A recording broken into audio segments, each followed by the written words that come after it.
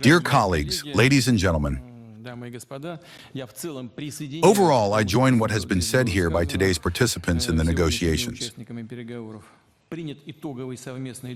A final joint document has been adopted, which confirms the lack of any alternative to the strict and consistent implementation of the Minsk Agreements of February 12, 2015, and underscores the importance of establishing a direct dialogue between the parties to the conflict. The participants in the negotiations welcome the disengagement of forces and assets at 3 pilot areas. This is what our colleagues have just mentioned this. This is indeed, in our assessments as well, an important step on the path toward further de-escalation of the situation in southeastern Ukraine and toward ensuring a comprehensive ceasefire.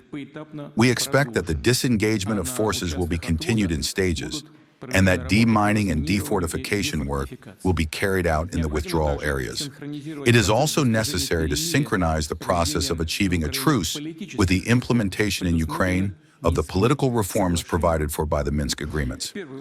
First and foremost, this concerns the introduction of amendments to the country's constitution, enshrining a special status for Donbass on a permanent basis. It is necessary, of course, to extend the period of validity of the law on the special status of certain regions of Donbass,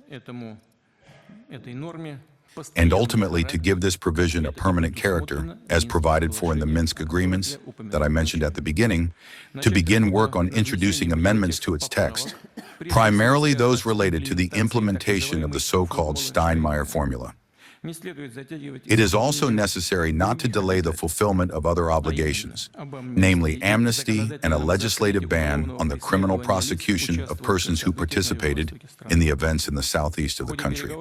During the negotiations, the idea was supported to prepare an exchange between the parties to the conflict of detained persons according to the formula, all identified for all identified. An important point, it is necessary to increase the number of crossing points on the line of contact to create the most comfortable conditions possible for the prompt passage of control procedures without many-hour queues for hundreds and thousands of ordinary people who live in this zone.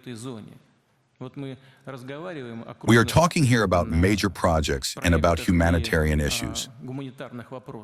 Let us not forget here about the ordinary people who live there.